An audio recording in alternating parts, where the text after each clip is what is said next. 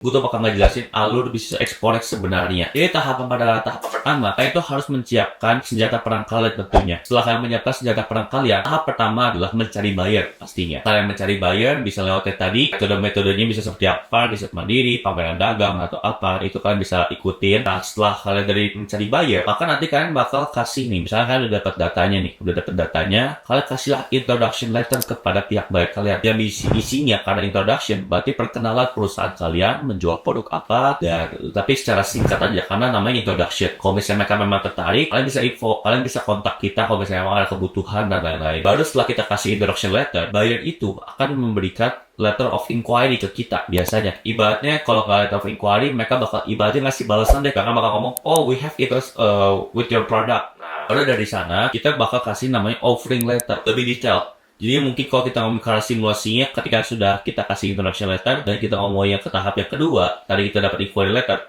mungkin di situ buyer mungkin ngomong give me your offering. Oke, yaudah kita kasih offering letter, itu tahap ketiganya. Oke, dari offering letter barulah kita lebih ke bahas lebih ke teknisnya. Tadi situ kita bakal bahas yang namanya kesepakatan pembayaran. Kesepakatan pembayaran. Jadi eksportir dan buyer itu sepakat, sama-sama sepakat bahwa di dalam ini seperti apa, LC, delivery transfer atau apa metode pembayaran yang mau dipakai sama pihak eksportir dan buyer. Nah, barulah nanti kita udah siapin sales kontrak dan lain-lain, mulailah kita ke masalah produksi dan penyiapan produk sesuai dengan apa yang buyer itu pengen. Jadi buyer itu misalnya pengen 20 ton, pengen 26 ton, ya udah kita siapin, dan kita juga siapin produk yang dia mau itu seperti apa. Mungkin dari packaging, misalkan buyer itu mau packaging, mau private label, ya udah kita pakai private label. Nanti ada additional cost, ya kita info ke dia dari awal offering letter. Kan kita udah siapin produksi nih. Ketika kita udah ngurusin ke produksi, kita tuh mulai pengurusan dokumen ekspor. Nah, misalkan kita udah mulai ke arah kita ngasih invoice, kita ngasih packing list, yang tadi urutannya performa invoice dulu, dan biasakan selalu pakai draft ya. Jangan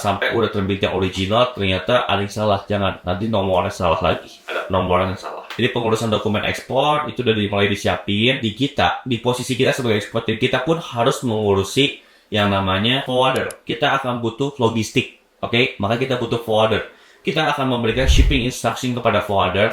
Ini akan kirim barang dari Indonesia pada tanggal segini ke negara ini. Nanti kita minta untuk shipping instruction. Dan semua alur ini sebenarnya udah kita ada korespondensi, kita udah ada ngobrol sama pihak si forwardernya. Berapa sih harga freight-nya yang udah kita offering kepada buyer kita. Itu offering letter isi itu. Ada biaya harga freight-nya juga dan lain-lain. Barulah kita ngomong ke proses kepabeanan di negara asal, alias di Indonesia. Jadi kalau misalnya kita di sini ada izin ekspor atau mungkin kita ada ngomongin proses kepabeanan yang kita sebut, misalnya kita butuh namanya PEB. Pemberitahuan ekspor barang. Nah, biasanya kita bakal kirim pemberitahuan ekspor barang dulu ke pihak bea cukai ASN, barulah nanti bakal terbit namanya nota pelayanan ekspor. Itu diurus sama pihak bea cukai nantinya. Barulah kita mulai arah shipment nanti, ke arah pengiriman barang. Setelah kita udah ngurusin PBDP, mulai pengiriman barang, dan kita baru pengurusan dokumen di negara tujuan. Kalau memang gini, jangan terlalu salah nangkep. Kalau misalnya kita ngomong pengurusan dokumen di negara tujuan, pengurusan dokumen di negara tujuan itu adalah semacam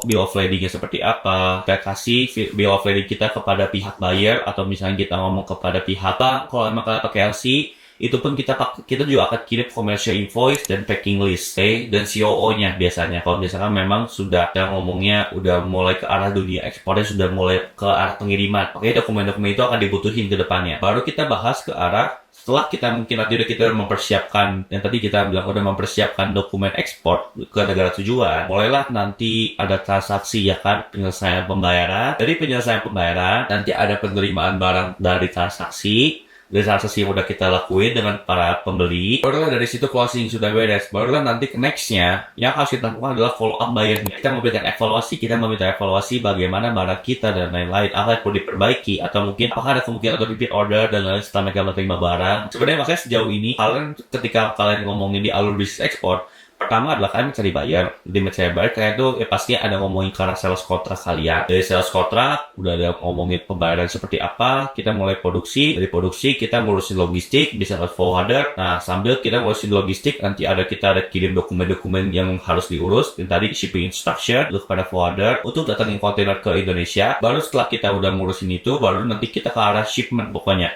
Shipment ke arah Tanjung Priok sesuai dengan inkoter, Tanjung Priok, Tanjung Perak, atau Tanjung Mas, tapi sesuai dengan inkoternya. Tanggung jawab kita sejauh mana. Ada XWORK, FOB, CFR, dan CIF. Ya, tadi kita udah pelajari bareng-bareng ya. Itu kita pilih dulu tuh dari awal kesepakatannya. Buyer mau apa? FOB, FR, CIF tuh. Nanti kita bakal dibantu sama forwarder semuanya kalau suatu masalah pengiriman. Itu untuk yang basicnya. Tapi nanti bakal lebih kompleks semuanya jelas kalau misalnya nanti di mentoring class. Lagi-lagi gue mention mentoring class. Kenapa? Sebenarnya dari kalian menonton video ini sampai akhir, ini kan episode terakhir. Sebenarnya ini kesimpulannya gue buat video ini supaya kalian tuh at least mengerti dulu basicnya seperti apa, supaya nanti ketika kalian tertarik untuk join ke mentoring class, kalian udah gak bingung lagi dengan apa gitu. Ini istilah apa, ini istilah apa. Karena kalau kita ngomongin secara kompleks dan terlalu luas, nanti kita sebut ketika kita ngomong LC ada UCP 600, ya kita ngomongin ke arah encoder. Yang tadi disebut ada 4 doang. Encoder sebenarnya ada 11. Cuma kita nggak mungkin bahas 11 di sini. Dan itu juga sebenarnya nggak pakai semuanya. Dan itu ada 11. Nggak mungkin kita bahas semua di situ.